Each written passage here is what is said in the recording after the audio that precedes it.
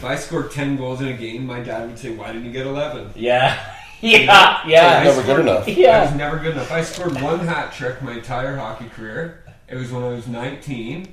My dad was at the game and he said, "You had 5 or 6 chances." Really? I'm like, "Man, I got my first hat trick ever." And he said, "Yeah, you have 5 or 6 chances." Yeah. Like, So I look just as a be negative. happy for. Yeah. I scored 3 goals in Yeah. one, man. Like, just be happy for me.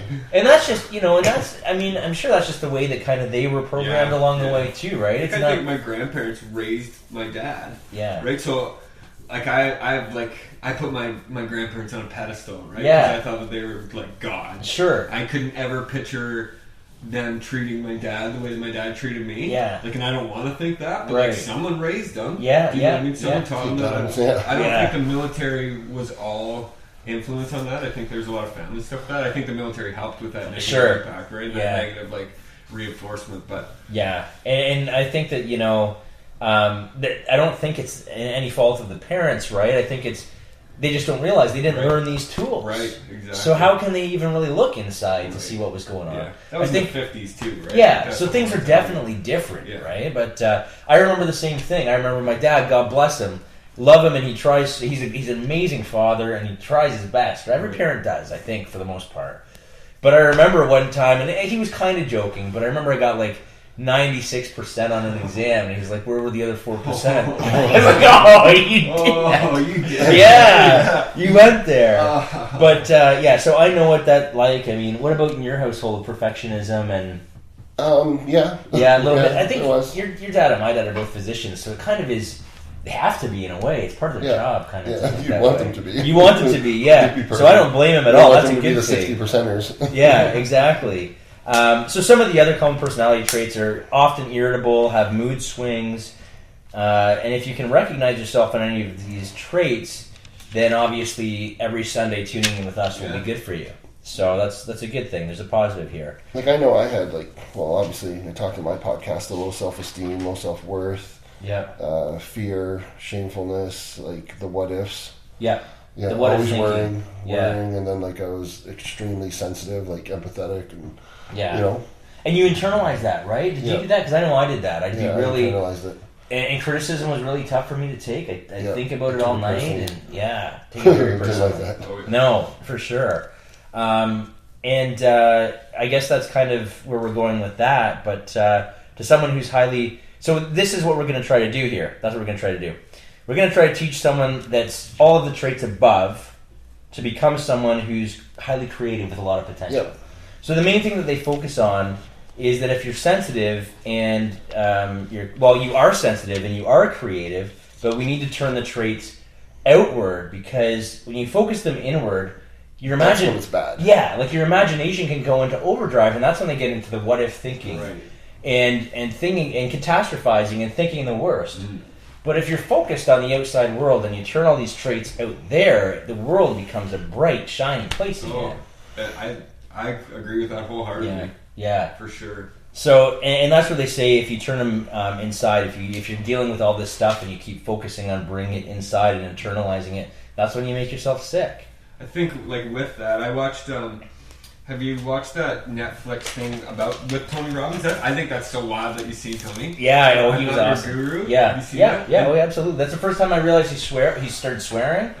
So I became okay with, what, we're gonna say. We're just gonna be fucking real and be able to swear and say whatever we want. The best thing I heard on that, and like if you get a chance, watch this. I'm Not Your Guru. He said, as soon as you know that life is happening for you and not to you, your life is going to change. And now I look at that and I think all the shitty things that have happened in my life have happened for me. Right. To reach this point so that we can talk about it, right? Like if I still thought, if I had like an internal locus of control that thought all this stuff happened to me, poor me, I would say pour me another drink, really, and I would be drinking, right? Like a victim mentality, right? And I'm so beyond, or I think that I'm so beyond that victim mentality that I have accepted that this stuff has happened for me, and I think it's for a bigger purpose. And like maybe doing a podcast every Sunday night with my new buddy, is why it happened. How cool is that? It's very cool. I don't regret the things that I've done, and I don't sure they were awful, and I would have rather not gone through them. Yeah, me too. But I went through them, and I think that they happened for me, and I think that that's going to lead to like success and being a productive member of society. Like, I'm going to be successful because I'm like determined to, not because I'm destined to be successful, because I'm fucking determined. And let's. But it made you who you are today. Yeah. And now you're passionate about something that's really going to make a difference in the world. Sure. Right? Yeah. And that's something to be proud of. That's very true. And when you say success, your version of success is probably a lot different than other people's, because your success is making an impact.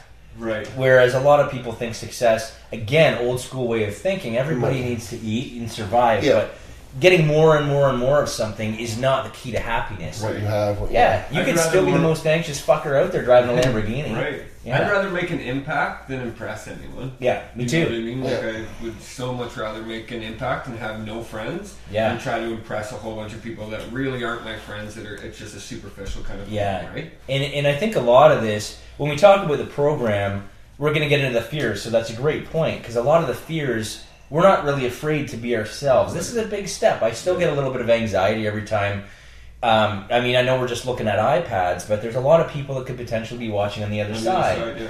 And that's a fucking amazing thing, but it's also a lot of people that could be judging. So eventually, the old version of myself, sometimes you flip back to that real quick and you think like, oh, what will they think? And then you snap out of it and you realize, you know what, I don't give a shit what anyone thinks. Yeah. If I'm being me and I'm being authentic, the people that we're gonna attract just from that alone are the people that need to watch. Right, that's exactly it. So I forget that all these other people are watching. I just think it's you and I. Well, yeah, you know what? That's the best part about this though, is because it's real. It's real, and this is a conversation. We're just putting cameras on conversations that we'd have if we were just sitting at the table. Yeah. But some of the fears of the people, like us, people that have gone through anxiety and depression, or are going through anxiety and depression. You're worried about losing your mind, worried that you may go crazy, worried that you're going to die, and we're all worried about that. That's a common thing. I don't think everybody really truly gets over that unless you're enlightened in your Buddha. Fear of embarrassment, that was a big one. We talked about that. Afraid someone is going to see them out of control, and that mortifies people. So, for example, I think that's we touched on that with you, Scott, just recently when you said they don't realize that they have to get out of the situation. They might not realize what they're saying because they're focused on leaving. Yeah. They might not want people to see them in that state because they're not in control. Yeah. They're not in control of it, and that scares them that people would have that opinion of them. Yeah. Or if they're not in control of their emotions and like their decision-making skills, right? Yeah. That'll stop them from doing stuff and you know, being in the moment and enjoying life. Right. Yeah, the anxiety is really bad for taking you out of the moment. Yeah. You just get stuck in your head and you're missing all the what ifs. Yeah, and the what ifs, and it's a terrible feeling, and I really am compassionate towards anyone that's going through that, because I know what it's like. I've been there, man. I don't know how bad it was for you guys, but for me, it was fucking crippling at times. For me it was. So seeing like the person that it was going through it, that was really close. It was now that I know what it was, like I understand it more. Yeah, I wish I would have had this understanding then. Yeah, because it would have changed a lot. Yeah, would have changed how I reacted to her and things that I was doing in my life that caused her anxiety. Well, everybody learns at the proper time. Obviously, I think we're all believers that everything kind of happens when it's supposed to, and for a reason. Yeah. And so there's obviously a reason that we're all here today, and you know, there's obviously some regret in the fact that, it would have been great to realize all of this stuff 10 years ago, but better now than 10 years later. Maybe we weren't ready. Yeah, maybe we weren't ready, and there's lots of people. There's lots of people out there that are dealing with relationships, because we're focusing on a woman that I'm assuming you were dating or a friend or something, right? Yeah, I was dating. Dating. So there's lots of people in relationships where they don't understand what the person's going through. Right. And if they don't have these tools, the relationship is going to be a disaster. Right, it's toxic. Yeah. It's completely toxic. Because they don't get it. Right. And they're not willing. If they're not willing to try, that's a fucking problem. Then you need to leave. Yeah. I think that when it comes to that people are more interested in being understood than being understanding. Yeah. Do you know, like I have dealt with in a relationship with someone that just doesn't understand my mental illness, and that made it super toxic, right? She wanted to be understood all the time, and I thought that maybe she should be more understanding about where, and I tried to be understanding with her, and that's why, basically ended is because we weren't understanding. We were just begging to be understood. Both of you were kind of begging? Well, I'll take fault on that for sure. Like, I didn't know how to deal with someone who had no information on mental illness. Right. And she didn't know how to deal with someone because she'd never been with someone who had a mental illness. Right. Post-traumatic stress especially was like a tough thing for her to understand. And I mean, it's a pretty complex thing, but all you got, like, go on Google. Like, and figure out what post-traumatic stress is and the symptoms and like what happens with that. And I have post-traumatic stress from being sexually abused. And, like, you can go to websites and see learn what that stuff is. And I think that if you love someone, that's what you'll do. Yeah. Do you know what I mean? I think that's not a really hard thing to do. If you really love someone, that you'll be understanding that way. And get all the knowledge that you can to try to help. Just to be a supportive partner. I had a girl that I was dating, like, for quite a long time, like 7 years, and she went and took a course on addiction just so she could better understand me. And like, that was a good step. Yeah. Did you appreciate that? Oh yeah, big time. Sure. Yeah. And then, like, other people with anxiety, we're talking about. We focused on embarrassment and embarrassing themselves in front of others. People with anxiety can become so sensitive that they actually get embarrassed for other people. Yeah. So I think the example she used on the audio was that if the groom sneezes at a wedding, people will start feeling anxious because they're fucking embarrassed for him, right? Yeah. Which I think I can relate to, because I used to be embarrassed for people. Did you ever get embarrassed for anyone? Sometimes, right? Yeah. But anyway, we'll keep going with the fears. So some won't get on boats or fly in airplanes.